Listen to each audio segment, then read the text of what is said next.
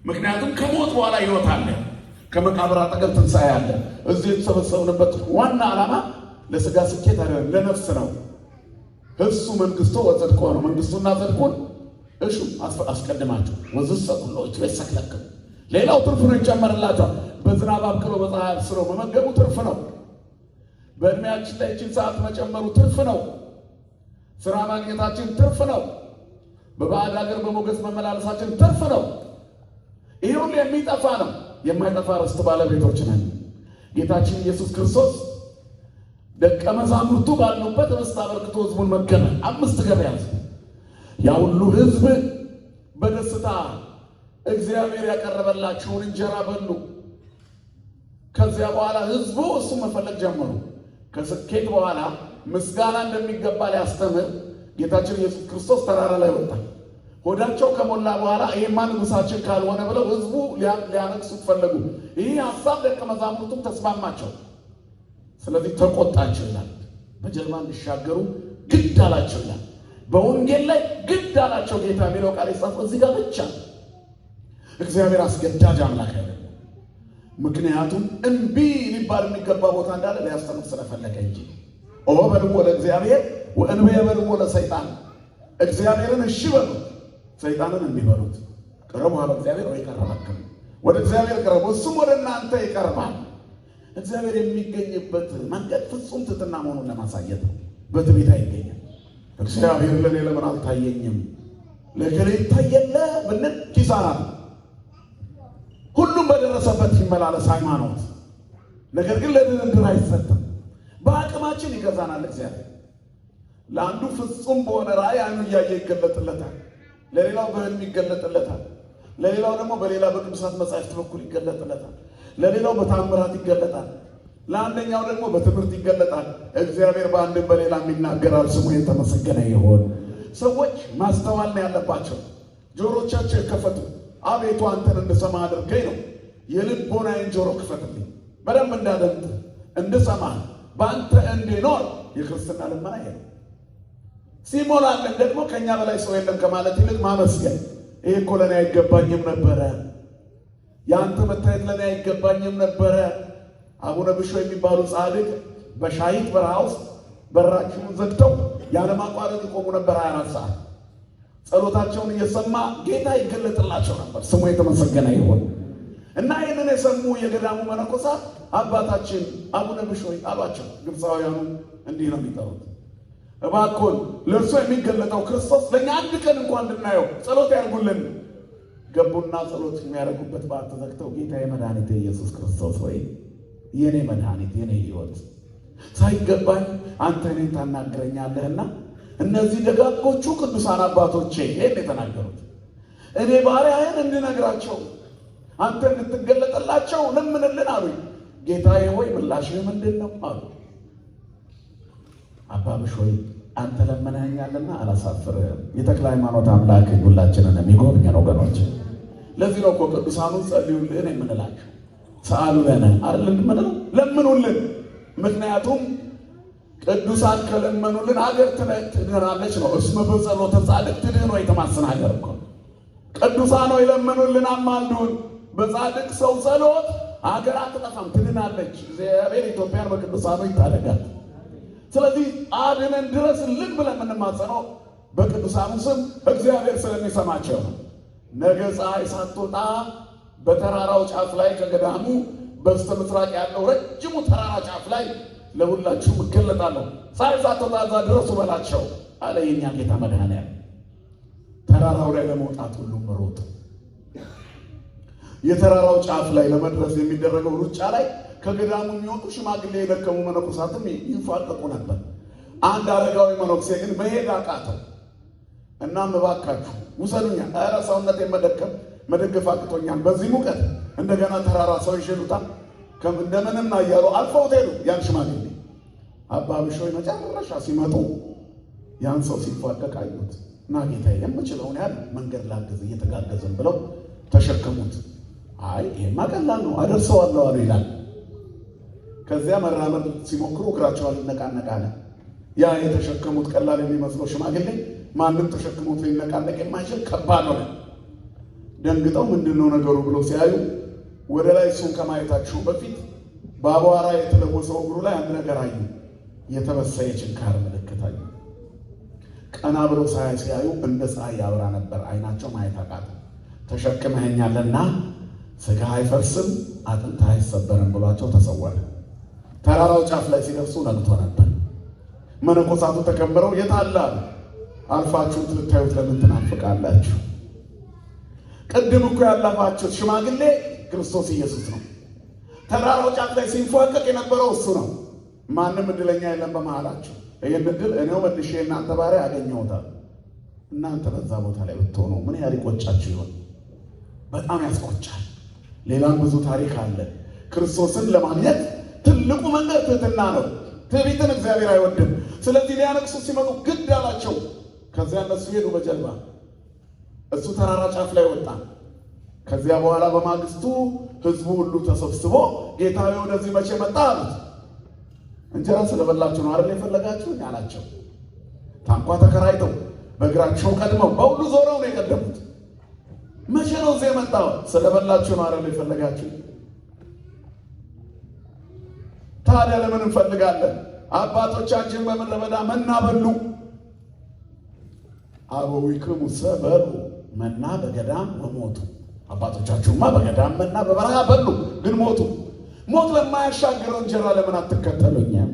እና እዚህ የተገኘ ነው ለሰማያዊ ጸጋ ነው፣ ለጽድቅ ነው። በማይፋቀው መዝገብ ላይ ስማችን እንዲጻፍ ነው።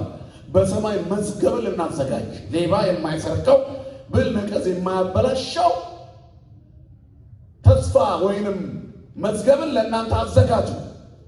ዝግቡ ለክሙ መዝገበ ዘበሰማያት ሀበጻጼ እያማስኖ ወይረክቦ ሰራኬ።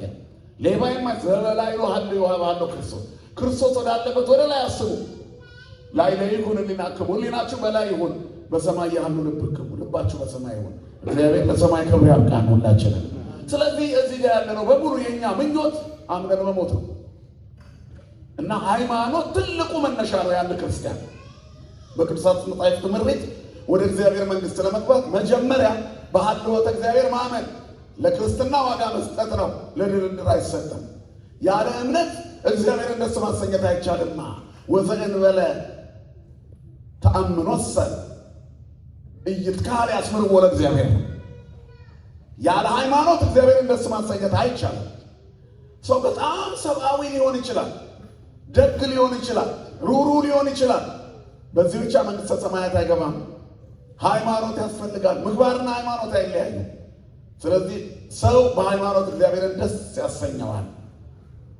በቅጠል ብቻ አንዲት ተክል እግዚአብሔርን ደስ አታሰኘውም። በሃይማኖት ብቻ ደስ አታሰኘውም። ምን ያስፈልጋታል? ፍሬ ያስፈልጋታል። ፍሬ ምግባር ነው። ሃይማኖት ቅጠል ነው። ቅጠል ምን ነው ሳሳ? ሃይማኖት ያንሳል አይደለም። አምነን ፍሬ ስለምናፈራ ነው። ስለዚህ ሃይማኖትን መነሻ አደረገው። ክርስቲያን በሃይማኖት ይለመልማል፣ በምግባር ያፈራል፣ መጨረሻ እግዚአብሔርን ያያል። ለዚህ ክብር ሁላችንን የሚያብቃን። ስለዚህ ይላል ሙሴ ከተወለደ በኋላ ወላጆቹ ያማረ ሕፃን መሆኑን አይተው 3 ወር ሸሸጉት። የንጉሥን አዋጅ አልፈሩም። ካደገ በኋላ የፈርዖን ልጅ እንዳይባል በእምነት እምቢ አለ። ከላይ ጀምሮ አቤልና ቃየል ለእግዚአብሔር መስዋዕትን አቀረቡ። አቤል ንጹሕ መስዋዕት በማቅረቡ በእምነት በእግዚአብሔር ዘንድ ቅቡልነት አገኘ። ኖህ መርከብን በእምነት ሠራ። አብርሃም የሚታይ የሚዳሰስ የሚጨበጥ በሌለበት ዘመን አምላኩን አመነ። አምላከ ፀሐይ ተናበበን ያለ እግዚአብሔርም ጻም ብሔርከ ወተፈለጠ ማዝማዲከ አለው። በእምነት እሺ ብሎ ካደገበት ቀዬ ከለመደው ስፍራ ወደ በረሃ ወጣ። ምንም በሌለበት ስፍራ በእግዚአብሔር አምኖ ቆመ። የለመለመችው ስፍራ ሰዶምና አካባቢዋን በጣም ያማረ ውሃ ያለባትን እንኳን የወንድሙ ልጅ ሎጥ እረኞቹ ሲጣሉ ወሰደበት። ድርቅ ያለ ሜዳ ላይ ብቻውን ሲቆም ይህንን ለርስት ሰጥቻለሁ እኔ ካንተ ጋር ነኝ አለው። በደረቀ ቦታ ላይ እግዚአብሔር አብሮት ስላለ አብርሃም በእምነት እሺ አለ። የለመለመ ቦታ ላይ የተቀመጠው ሰዶምን የመረጠው ሎጥ ግን ምርጫው የራሱ ስለነበረ ከተማ የእሳት ዲን ሲዘንብባት ገላጣ ሜዳ ላይ ባዶ ተራራ ላይ የጣለው አብርሃም ምድሪቱ በሱ ለምልማ በእምነቱ መጥቶ እንደገና ከዛ አውጥቶ አዳነው። ማን ይመስገን ወገናችን። ይሄ የእምነት ምልክት ነው። እነዚህ ሁሉ አለ አምኑ ወሞቱ ወኢረከቡ ተስፋሆሙ። ነገር ግን ተስፋቸውን አላገኙም። ኦሪት ነበረችና የአዲስ ኪዳኖቹ አባቶቻችን እነዚያን በቅድስናቸው በምግባራቸው ከሩቅ አይተዋት አዲስ ኪዳንን ናፈቋት። እስመ ብዙኃን ነቢያት ፈተው ይርአዩ ወይርእዩ አንትሙ ዘትርእዩ። ብዙዎች ነቢያት አባቶች ያዩ ዘንድ ፈለጉ፣ እናንተ የምታዩትን ነገር ግን አላዩ። ከሩቅ ተሳለመዋት፣ እናንተ ግን እድለኛ ናችሁ። እስመ ብፁዓት አዕይንቲክሙ ለርእያ ወአእዛኒክሙ ለሰምዕ። እነሆ ዓይኖቻችሁ ብፁዓን ናቸው፣ ጆሮዎቻችሁ ብፁዓን ናቸው። እግዚአብሔርን እንደ መስማት ያለ ብፅዕና የለም። ጸሎታችንም ሀበነ እግዚኦ አዕይንተ አእምሮ ወተኪያከ ራእያ ነው።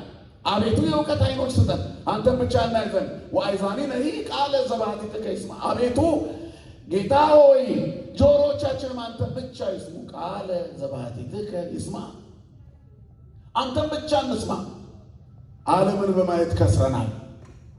ይህንን ዓለም በመከተል ሰውነታችን አለቀ። እድሜያችን በቁሳቁስ ከቁሳቁስ ላይ እየተከተል ባዶ ሆነ። ባዶ ክርስቶስ ያደረገልንን ነገር ዘነጋን። ይሁዳን አስቡት። ይሁዳ የሳንቲም ከረጢት እየተከተለ ትልቁን አምላኩንና የከበረ ስሙን አጣ። እነ ጴጥሮስ ዛሬ በቅድስና ይጠራሉ፣ ይሁዳ በክህደት ይጠራል። የይሁዳ ግብሩ እንኳን ጧፍ ተለኩሶ ዓርብ ዕለት ይመታል። ለክርስቶስ ያለንን ፍቅር ይሁዳዊ አሳብ ሰውን አይደለም ግን ምን መታ ይዛን ልብ አደረገ። ለይሁዳ ወልዱ ወለውሉደ ውሉዱ ይደምሰስ የሚለው ቃል ይሁዳና ቤተሰቦቹ ይሙቱ አይደለም፣ ሰውየውን አይደለም፣ ሰውየውም አይደለም። ይሁዳነት ከሃዲነት እንደ ተስፋ እንደ ተልባ ስፍር የሚንሸራተት የባልንጀርነት ውሸት፣ ከሃዲነት፣ እግዚአብሔርን መሸጥ፣ ሃይማኖትን መካድ፣ ማይተን መበጠስ ከነዘር ማንዘሩ ከኛ ይነቀል። አለማመን ይራቅ። ስለዚህ አከ ይስማ ሞት ወይ ደንግጥ ወቀናያት ይሰጠቀ። ስምህን ሰምቶ ሞት ይደንግጥ። ይሁዳ ሞት ነው። አለማመን ይራቅ። ይሁዳነት አለማመን ነው። ወንጀለኛ ይቸገር። ይሁዳነት ወንጀል ነው። 3 ዓመት ከ3 ወር ጸጋውን አፍሶበት ያስከተለው መድኃኒቱ ሸጠ። ከዚህ ይሰውረን መድኃኔዓለም። ስለዚህ እነዚህ ነገሮች ሁሉ ሰው ከሃይማኖት ሲወጣ የሚያደርጋቸው ናቸው። ወንድምን መግደል፣ ቅናት፣ ጥቅም ያገኝ መርዝ ያላቸው የፍጥረት ወገኖች ሁሉ ይበተኑ። መርዝ የሚያረክስ ስም ክርስቶስ ነው። ስሙ የተመሰገነ ይሁን። ከስሙ ሁሉ በላይ የከበረ ስም፣ ከማርና ከስኳር የበለጠ የሚጣፍጥ ስም ስመ እግዚእነ ኢየሱስ ክርስቶስ ይጥዕም እምአሮ ሶከር ማዕረ ሰው ሶከረሰ ወሰው ይበልዑ ይጸግቡ። ስመ እግዚእነ ኢየሱስ ክርስቶስ ይጸግብ። ማርና ስኳር ተበልቶ ይጠገባል፣ የክርስቶስ ስም አይጠገበም። ክርስቶሳዊ ክርስቲያን አምነው እስከ መጨረሻ ይቶቅታ ድረስ ልዩ ሶስትነትን እንመን። በክርስቶስ ክርስቲያን በወልድ ውሉድ በመንፈስ ቅዱስ መንፈሳውያን ተብለን ለመኖር ሁላችንን ያብቃን። አባት የሆነውን እግዚአብሔርን የሰጠንን ፍቅር ክርስቶስን የምንቀበልበት መንገድ ባገኘነው የሥላሴ ልጅነት ጸንቶ መቆየት ነው። እግዚአብሔርን የሚወዱ በሕጉ ይኖራሉ። ትወዱኛላችሁ፣ ከወደዳችሁ ምን አድርጓል ጌታ? ብትወዱኝስ ምን አድርጓል? ንገሩኝ ጮክ ብላችሁ። ትእዛዛቱን እንድንፈጽም ይወዳል። ስሙ የተመሰገነ ይሁን። ስለዚህ አምኑ በሞቱ ትእዛዙን ጠብቀው ሞቱ። አምኑ በሞቱ ማይተባቸውን ሳያላሉ ሞቱ። አምኑ በሞቱ እየዘመሩ ሞቱ፣ እያስቀደሱ ሞቱ። አምኑ በሞቱ ዛሬ ድረስ አለ። ስለዚህ ዛሬ የምናከብራቸው ቅዱሳን እንደ ደመና ሰፍረውልናል ዙሪያችን ይላል። እነዚህ ሁሉ አምነው ሞቱ። አቡነ ተክለ ሃይማኖት ፍልሰታ አጽማቸው ነው። አምነው ስለሞቱ ከሞቱ በኋላ ከ56 ዓመት በኋላ አጽሙ ይፈልሳል ተብሎ ቃል ኪዳን ተሰጥቷቸው ነበር። ጊዜውን ጠብቆ አጽማቸው ወደ ቤተ መቅደስ ገባ። በደብረ ኤላን ደብረ አስቦ ጦር ተክለው 29 ዓመት ተጋድለዋል። ወደ ደቡብ ኢትዮጵያ ሄደው ሙቶሎሚን አጥምቀውታል። አጆራ የሚባል ቦታ ላይ 2 ጊዜ በንብ ቀፎ እያደረገ ወርውሯቸዋል። በሚካኤል ክንፍ ተደግፈዋል። ዛሬ ቅዱስ ሚካኤልን ስናከብረው በክንፉ ላይ የምንወደው ኢትዮጵያዊ ጻድቅ ተክለ ሃይማኖት 2 ጊዜ ከገደል ወጥቷል። ክብርና ምስጋና ለአምላካችን ለእግዚአብሔር ይሁን። ስሙ ሚካኤል እስራኤላውያንን በምድረ በዳ የመራቸው፣ መና ያዘነበላቸው፣ ባህር የከፈለላቸው፣ ስሜ በሱ ላይ ተጽፏልና መልአኩን አልምጡት ብሎ እግዚአብሔር በሙሴ አፍ ለእስራኤል የነገራቸው ስም እግዚአብሔር የተጻፈበት ሚካኤል ጠባቂያችን ነው። ስሙ የተመሰገነ ይሁን። ያለነው በቅዱስ ሚካኤል መቅደስ በዕለተ ቅዱስ ሚካኤል የተክለ ሃይማኖትን ፍልሰታ ስናከብር ቅዱስ ሚካኤል የሌለበት ቦታ የለም። ቅዱሳን አባቶቻችን በሙሉ በመላእክት ድጋፍ ይኖራሉ። ብቻችሁን አይችሉም። ዝም ብላችሁ አስቡ። አዳም በገነት ከገነት ከተባረረ በኋላ በነበረው ህልውና ውስጥ ሙሉ ለሙሉ እንዳይጠፋ የጠበቁት መላእክት ናቸው ይላል ገድለ አዳም። ያዕቆብ ከእግዚአብሔር ጋር ሲነጋገር የነበረው መላእክትን እያየ ነው። መላእክት ያናግሩት ነበር፣ በህልምም ይገለጡለት ነበር። ከያዕቆብ እንበልጣለን እኛ። ሙሴ እስራኤልን ሲመራ ቅዱስ ሚካኤል ከፊቱ ነበር። መርሆሙ መዓልተ በደመናው ኩሎ ሌሊት ብርሃነ እሳት።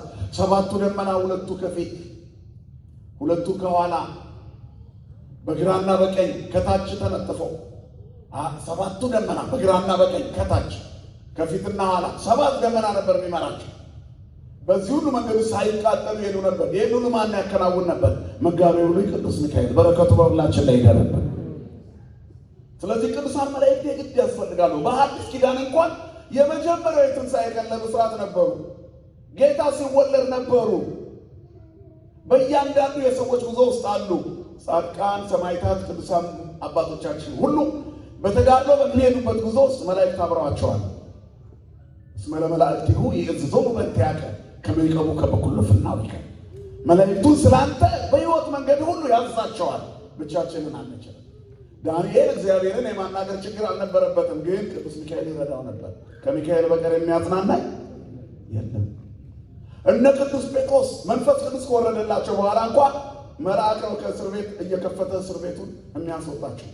የእግዚአብሔር መልአክ ከፊታችን ካለ በሩ ልክ እንደ አውቶማቲክ አሳንሰር ይከፈታል። አውቆ ተከፈተላቸው የሚለው ቃል ደስ አይልም? አሁን ያለው የዚህ ዘመናዊ በር እዚህ እናንተ ሀገር ላይ እኛም ሀገር አለ እና ስትሄዱ ልክ እናንተን ሲያይ ጥላ ሲያገኝ ምን ይሆናል? ይከፈታል። ልክ እንደዚህ የተቋጠረው ሰንሰለት ቅዱስ ሚካኤል ቅዱስ ገብርኤልን ሲያይ በጥስጥስ ብሎ ወደቀ። ክብርና ምስጋና ለአምላካችን ይሁን። ሰንሰለቱ ከእግራችን የሚበጠሰው ወደ ሲሆን ይሄንን ሁሉ ግን ምን ያመጣዋል? እምነት። ወዘእንበለ ተአምኖ ዘኢይትካል ያስምርዎ ለእግዚአብሔር። ያለ ሃይማኖት እግዚአብሔርን ደስ ማሰኘት አይቻልም። ሃይማኖት ነው፣ ለድርድር አይሰጥም። አትከራከሩበት በዚህ ሃይማኖት። ሃይማኖታችሁን የሚነካባችሁ እንኳን ቢኖር ከጥቅስ የበለጠ እናንተ ጥቅስ ናችሁና አማትባችሁ አስወግዱ። አትዩ። ሃይማኖት እሰ ጥይቅቲት ለዘይሴፋዋል። ለባለ ተስፋኛይቱ ተገቢ የተረዳች ናት። አይ ባለ ተስፋ አይደለሁም ካልክ ሂድ፣ ካለበለዚያ ግን በሃይማኖት ክርክር የለም። እየሰማችሁ ነው አይደል? ለራሳችን ነው። ጣዕሙ ወታዕምሩ ከመ እግዚአብሔር ብለናል እኮ።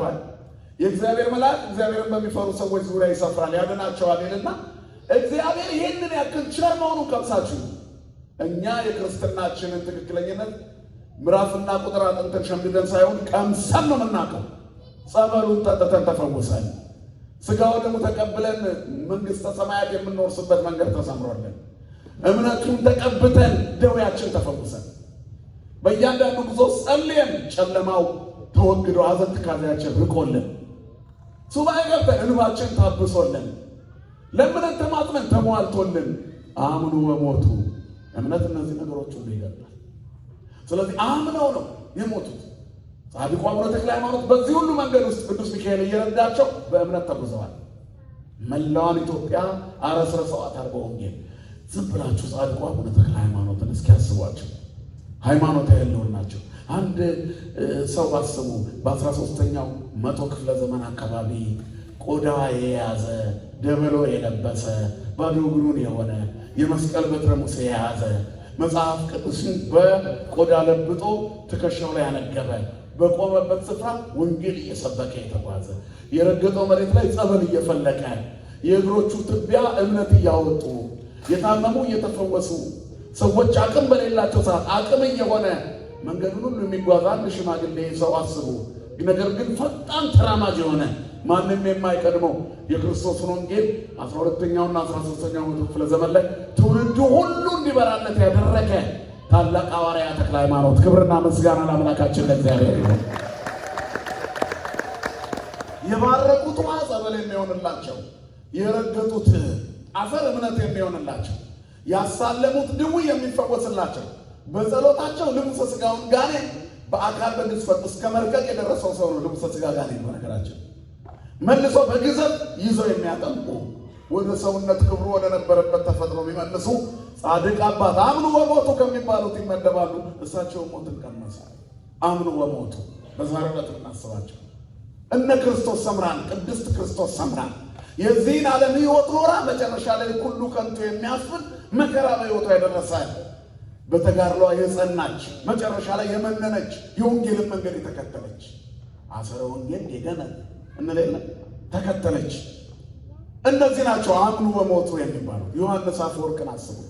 የዘመነ ሊቃውንት መናኛ አባት፣ የዓለሙ ሁሉ መምህር፣ የክርስቶስን ታላቅነት የሚመሰክር የአውዶክሲያን የስደት መከራ የተቀበለ በእያንዳንዱ መከራ ውስጥ ግን እግዚአብሔር ከእርሱ ያልተለየ ሐዋርያ ትርጉሞቹ ያስተማራቸው ትርጓሜዎቹ ቅዱስ ዮሐንስ አፈወርቅን የሚያህል የትርጓሜ መጻሕፍትን የጻፈ የለም። በዛ ዘመን በነበሩ አባቶች በርካታ መጻሕፍትን ለኢትዮጵያ ቤተክርስቲያን ያበረከተ ወንጌልን አንድምታና ትርጓሜ በዛ ዘመን ጽፎ የሰጠን አባት በረከቱ በሁላችን ላይ ይደረብን።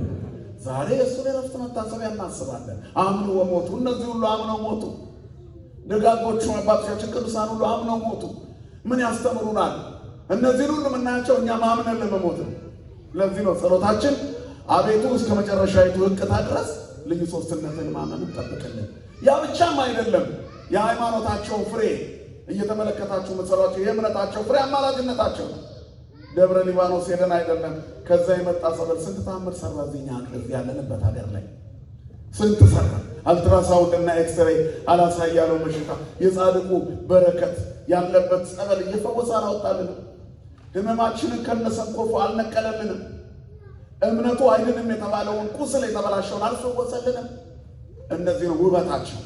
እንጎታት ውሃቡ መዓዛ ወስታይ ጻዲና ኩሉ አቅማ በደጆቻችን ዙሪያ የተጠመጠሙ ትርንጎች ወዛቸውን ሰጡ፣ መዓዛቸውን ሰጡ፣ ሽታቸውን ሰጡ ይላል። ሐዲስ ዘምስለ ብሉይ ነቢያት ገደገሉ፣ አስተማሩ፣ ይወርዳል ይወለዳል አሉ ነው እንጎታት መዓዛ ውሃቡ።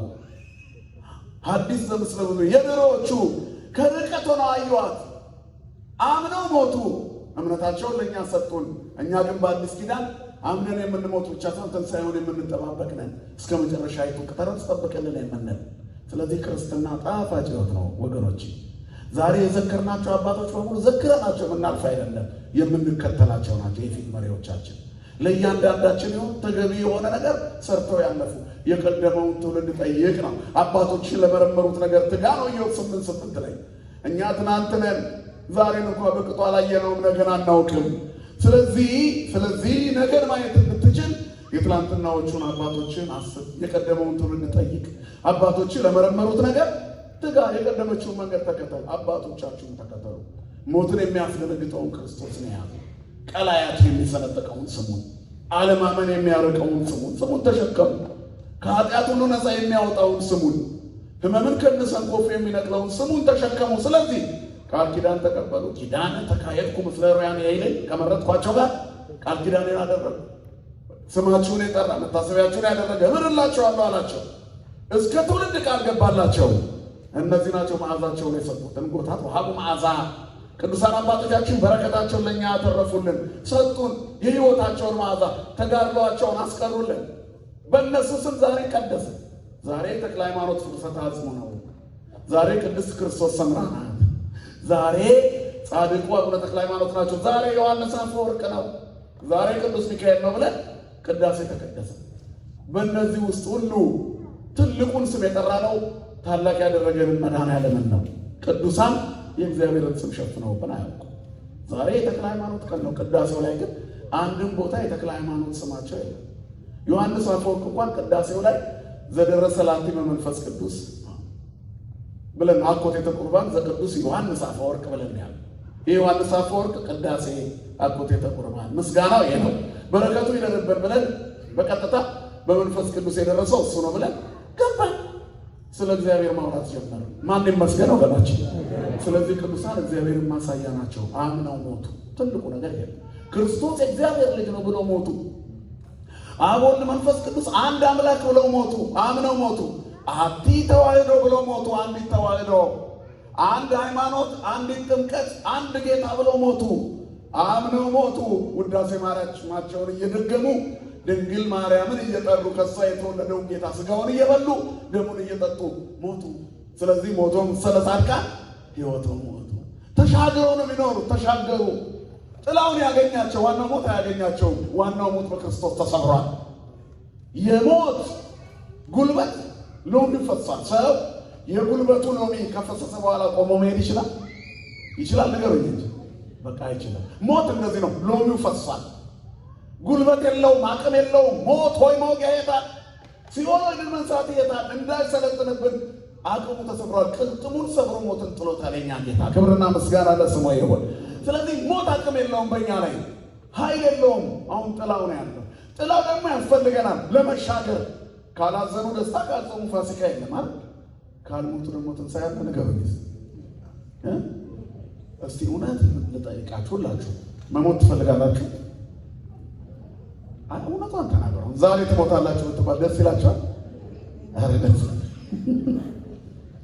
ዛሬ መንግሥተ ሰማያት ትወርሳላችሁ። እመቤታችንን ታያዋታላችሁ። ቅዱስ ሚካኤል በክንፉ ዘርግቶ ታዩታላችሁ ከነግርማው። ዛሬ መንግሥተ ሰማያት ትገባላችሁ ብትባሉ ደስ ይላችኋል? በጣም በየት በኩል አቋራጭ መንገድ የለ። እንግዲህ መንገዱ ሞት ነው። አያችሁ? ስለዚህ ሞት ለእኛ መሻገሪያ ነው። የሚያሳዝነን የምንወደው ሰው ሲሞት ፍቅራችን ነው። ቆሞ ስለማናገኘው እንጂ ለዛ ሰው ረፍት እኮ ነው። ነፍሱ ከስጋው ከተለየችበት ጊዜ ጀምሮ ይላል። አረፈ ነው አይደል የሚባለው? አይረፈ መስላበው ይሁን ከአባቶቹ ጋር አንቀላፋ አረፈ። ድካም ነው። አያችሁ? መኖር ያደክማል።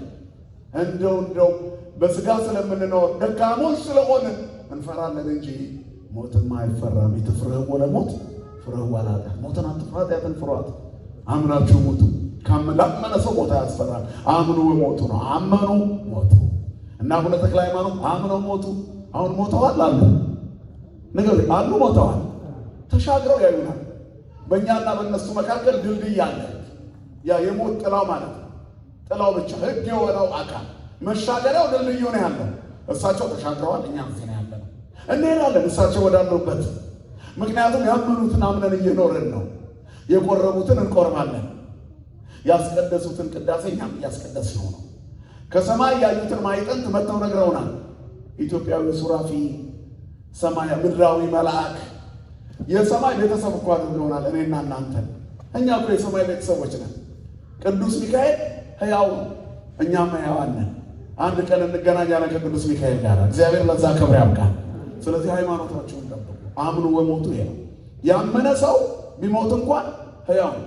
አነ ውእቱ ትንሣኤ ወሕይወት ዘየአምን ብየ እመኒ ሞተ የሐዩ ወኩሉ ዘሕያው ወየአምን ብየ ኢይመውት ለዓለመ። ይህንን እኮ ነው ያላት ማለት ተአመኒኑ ዘንተ።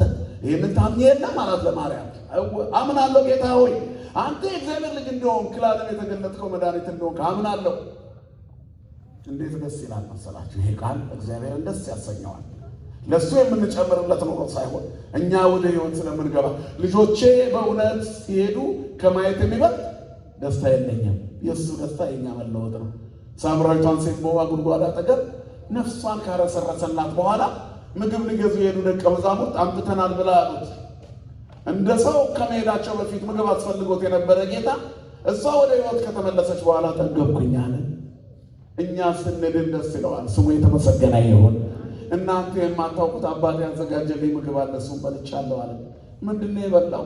አንዲት የጎሰቆለች የጎበጠች ዓለም ያስጎነበሳት ሴት በሱ አምና ቀና ስትል ደስ አለው። የእግዚአብሔር ደስታ ይሄ ነው። መነ ይብሉን ይሰብለው እንደ ጓለማያው። እኔ የሰው ልጅን ማን ይሉኛል? የሰው ልጆች ቦእለ ይብሉከ ኤልያስ ወመንፈቆሙ እለ ይብሉከ ዮሐንስ መጥምቀ ወካልአን እለ ይብሉከ ኤርምያስ ሙሴ እያሉ ነገሩት። አንትሙ መነ ትብሉኒ፣ እናንተ ማን ትሉኛላችሁ? ደቀ መዛሙርቱ። ምክንያቱም ክርስቶስን በትክክለኛ ማንነቱ የጠራው የለም። በሚወዷቸው በደጋጎቹ ስም ጠሩ። ዮሐንስ መጥምቁ ነው፣ ኤርምያስ ነው፣ ኤልያስ ነው፣ ሙሴ ነው። ደግነቱን ቸርነቱን ከእጁ የበሉት ሙሴ ነው አሉ። ሙሴ በምድረ በዳ መግቧል። ፍጹም ጥባት የተሞላበት መምህርነቱን አይተው ዮሐንስ ነው አሉት። ንጽሕናውን አይተው ኤልያስ ነው አሉት። ዮሐንስ መጥምቁ ነው አሉት። ስለዚህ በዚህ ሁሉ አይተው የተደነቁትን እነሱን አንትሙ መነ ትብሉኒ አላቸው። አንተ ክርስቶስ ወልደ እግዚአብሔር ሕያው፣ አንተ የሕያው እግዚአብሔር ልጅ ክርስቶስ ነው አለው ጴጥሮስ። የነገረ መለኮት ሊቃውንት እግዚአብሔር በጣም ደስ የተሰኘበት ቦታ ኦ ስምዖን ወልደ ዮና አንተ ኮክ ኢከሰተ ለከ ሥጋ ወደም አላ መንፈሳዊ የዘውሰ ሰማያት በሰማያት ያለ የአባቴ መንፈስ ነው የገለጠልህ። በስጋና ደም ሃይማኖተኛ አልሆንክም። አንተ አለት ነህ። በአንተ ላይ አንጻ ለቤተ ክርስቲያን ዋና ቅጽ ሲሆን ይሄድልዋ የሲሆን ልጆች አይችሏትም አለት ነህ አለ። እግዚአብሔር በእኛ ላይ ሊሰራ ይፈልጋል። ግን ሃይማኖታችን እንደ ጴጥሮስ ይሁን። አማናዊቷ ቤተ ክርስቲያን ይችላል። በጴጥሮስ አለት ላይ የተሰራች አንቺ የእግዚአብሔር መቅደስ ነሽ። በጴጥሮስ አለትነት ላይ ተሰሪ በሐዋርያትና በነቢያት መሰረት ላይ እንታነጽ ዘንድ እንግዲህ በመንፈስ ቅዱስ እንነሳ። በተቀደሳት በዚህ ከእርገቱ በፊት እስከ ዛሬዋ ቀን ድረስ ካስተማራቸው ከሰባቱ ኪዳናት አንዱ በተቀደሳት አይደል? ስለዚህ በነቢያትና በሐዋርያት መሰረት ላይ እንታነጽ ዘንድ ይልና ምን ይላል? እንግዲህ በመንፈስ ቅዱስ እንነሳ። እግዚአብሔር ያንሳኑላችን እንነሳ። ከስግደት ካጎነበስንበት አካላዊ ትንሣኤ ብቻ አይደለም፣ ስነ ልቦናዊ፣ መንፈሳዊ፣ ነፍሳዊ ትንሣኤ። የደከመች ነፍስ እንድትበረታ፣ ኃጢአት የምታስብ ነፍስ ከኃጢአት እንድትላቀቅ፣ ባለማመን ያመነዘረች ነፍስ ወደ ማመን እንድትመለስ እንነሳ። በእምነት እንነሳ። ለምስክርነት እንነሳ። አጋንንትን ረግጠን እንነሳ። ሞትን ረግጠን ስሙን ይዘን እንነሳ። ሞትን የሚያስደነግጠው ስሙን፣ አለማመን የሚያርቀውን ስሙን፣ ባዶነትን የሚሞላውን ስሙን፣ ድሃ የማይንቀው ስሙን። ክብርና ምስጋና ለስሙ ይሁን። ቸር ሩሩ የሆነውን አምላክ ስሙን ይዘን እንነሳ። በነቢያትና በሐዋርያት መሰረት ላይ እንታነጽ። በትምህርታቸው ላይ በሕይወታቸው ላይ አምኑ ወሞቱ ይላላ። በተክለ ሃይማኖት እምነት ላይ እንነሳ። ታንጸን እንነሳ። በአቡነ ገብረ መንፈስ ቅዱስ ታንጸን እንነሳ። በቅዱስ ጊዮርጊስ ሰማዕቱ ታንጸን እንነሳ። በዮሐንስ አፈወርቅ ትምህርት ታንጸን እንነሳ። በቅድስት ክርስቶስ ሰምራ ተጋድሎና መንፈሳዊ ሕይወት ታንጸን እንነሳ። ያን ጊዜ እግዚአብሔር ሰዎች እንሆናለን። ብንሞት እንኳን የእግዚአብሔር ነን። እመኔ ሀየውን ለእግዚአብሔርና ሀዩና ሞተን ተሻግረን እንኖራለን እና አቡነ ተክለ ሃይማኖት ያሉበት እንገባለን። ደጋጎች ወዳሉበት እንገባለን። በቀደም ብለናል። የቅዱሳን ካህናት ማህበር ወዳለበት ያስገባቸው እግዚአብሔር ለዛ ክብር ያብቃል። ስለዚህ ዛሬ የምናከብራቸውን ሁሉ አባቶች መጽሐፍ የሚነግረን አምነው ሞቱ ተሻግረዋል ነው። በቃል ኪዳናቸው ጸበላቸው ለእኛ ተርፏል። አቡነ ተክለ ሃይማኖት አረፉ ብለን እናከብራለን። ነገር ግን ጸበላቸውን ጠጥተን ዛሬም እንድናለን። ምክንያቱም ከእኛ ጋር ናቸው። ሞተው መሰለ ጻድቃን ሕይወተው ወረፍተው ይለዋል። ስለዚህ እነሱ ከስጋዊ ድካም አረፉ እንጂ ስራቸው አይቋረጥም። በቃል ኪዳናቸው እግዚአብሔር ሁልጊዜ ከእኛ ጋር ይሰራል። የደጋጎቹ አባቶቻችን በረከት ይሄ ነው። መዓዛቸው ይሄ ነው። እንጎታት ወሀቡ መዓዛ ትርንጎች መዓዛቸውን ሰጡ። የአማላጅነታቸውን በረከት ሰጡ። ጸበል አፈለቁ፣ እምነት ሰጡን፣ መዓዛቸውን ሰጡ። አቡነ ገብረ መንፈስ ቅዱስ የእግራቸውን ትቢያ አናብስት አናብርት ይልሳሉ። እሳቸው ግን ከዚህ ምድር ምንም አልበሉ። እንጎታት ወሀቡ መዓዛ ትርንጎች መዓዛቸውን ሰጡ። እነዚህ ናቸው ትርንጎች፣ የእግዚአብሔር ተክሎች፣ በመቅደሱ ያደጉ። ጻድቅ እሰከመ በቀልት ይፈሪ ወይ በዝ ከመዘግባ ዘሊባኖስ፣ እንደ ዝግባና እንደ ሊባኖስ ይበዛል። ተኩላንም ምንቱ ሰቤተ እግዚአብሔር፣ በእግዚአብሔር ቤት ተተክለዋልና ያደጉ አምኑ ወሞቱ።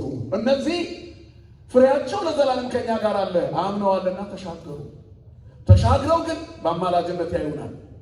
ነቢያቶቹ በሩቅ ሆነው ተሳለሟት፣ የትምህርታቸውን መዓዛ ሰጡ። እንጎታት ውሃ ሐዲስ ዘምስለ ብሉይ፣ የድሮዎቹ ትምህርታቸውንና ተጋድሏቸውን ሰጡን። ነገር ግን ተስፋቸው ሳይፈጸም ሞቱ። የአዲስ ኪዳኑ ሕይወት ባራኪና ቀዳሽ ክርስቶስ ከተወለደ በኋላ ግን በመስቀሉ በሞቱ ዓለምን ከስራት ሲፈታ እነሱንም ከሲኦል ወደ ገነት ሞላቸው። የትምህርታቸው መዓዛ ከኛ ጋር ቆየ። በአማላጅነታቸው ጥላ ይከልሉን ዘንድ ሕይወታቸው ሁሉ ወደ ሐዲስ ተቀየረ። ሐዲስ ዘምስለ ብሉይ። ልጄ ሆይ ውዴ ሆይ ይሄንን ለአንተ አቀረብኩልህ። ውዴ ሆይ ይሄንን ሁሉ ለአንተ አቀረብኩልህ ትላለች ቤተ ክርስቲያን። እነዚህ ሁሉ ቅዱሳን ቤተ ክርስቲያን ይዛ ለኛ ትሰጠናለች። ለክርስቶስ ይህንን ሁሉ ክርስትናው አቅርቧል። የአዲስ ኪዳኗ ቤተ ክርስቲያን ቅዱሳን ማምረቻ ናት፣ የቅዱሳን መመረቻ ናት። አሁንም የቤተ መቅደስ ብዙ ቅዱሳን ያመርታል። እንደ ደመና ሞልተው ያሉ ቅዱሳን ዛሬ ያክብረናል። ወደ 14 ቅዱሳንን ገደማን ያከበርነው። 9 የሚሆኑት ቅዱሳን ዓመተ ክብራቸው ነው ዛሬ ስንክሳር ስታዩ። ወደ 5 የሚሆኑት ደግሞ ወርሃዊ ክብራቸው። እነዚህ ሁሉ ቅዱሳን እንደ ደመና ሞልተውናል። አምነው የሞቱ በረከታቸው ይደረብን፣ አማላጅነታቸው አይለየን። እኛም አምነን ለመሻገር ያብቃን። ክርስቶስ ተንሥአ እሙታን አሰሮ ለሰይጣን ሰላም ኮነ። ወስብሐት ለእግዚአብሔር።